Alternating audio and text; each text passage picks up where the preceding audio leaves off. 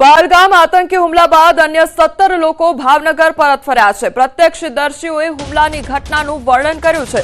સુરક્ષિત પરત આવનાર કૃષિએ કહ્યું કે આતંકવાદીઓ અમારી બિલકુલ નજીકથી નીકળ્યા હતા। પહેલા વિચાર્યું કે તેઓ આર્મીના માણસો છે, પરંતુ પછીથી સમજાયું કે તેઓ આતંકવાદી છે। હુમલા સમયે કેટલાક મુસાફરો તેમની ટિકિટ સાથે ફોટા પાડી રહ્યા હતા, ત્યારે અચાનક ગોળીબારનો અવાજ સંભળાયો।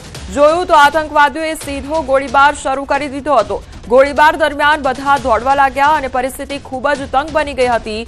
ગોળીબારનો અવાજ સાંભળીને ખૂબ જ ડરી ગયા હતા। તો આતંકી હુમલામાં ભાવનગરના 2 લોકોના મોત થયા હતા, જ્યારે એક વ્યક્તિને ગંભીર ઈજા પહોંચી હતી।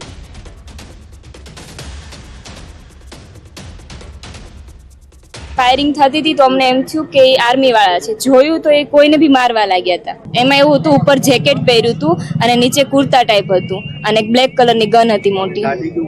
હા, બીએડ હતી અને એકદમ ગોરા હતો કોઈ। પછી અમને પાછળથી એવું કીધું કે તમે નીચે સૂઈ જાઓ। તો અમે જે બેન્ચ હતી ને નીચે સૂઈ ગયા હતા। 12 માંથી 9 જણા છે એ પહોંચી ગયા અને 3 જણા છે ઈજાગ્રસ્ત થયા હતા।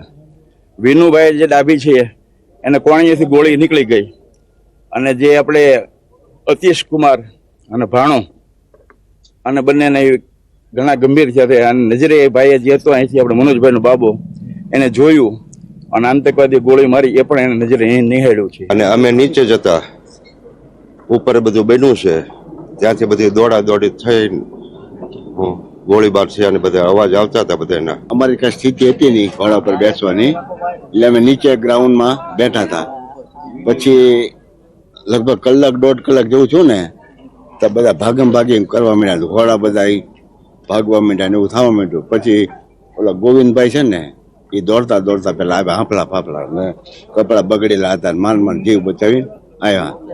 પછી એણે કીધું કે ઉપર આવી તમે ફાયરિંગ થયું છે। પછી એવા સમાચાર મળ્યા કે લગભગ 26 થી 27 જણાને ગોળી વાગી છે। પહલગામ આતંકી હુમલાની ભગવા સેનાએ સખત શબ્દોમાં નિંદા કરી છે। તેમણે કહ્યું છે કે પાકિસ્તાન અને આતંકીઓનો ખાત્મો જ એકમાત્ર વિકલ્પ છે।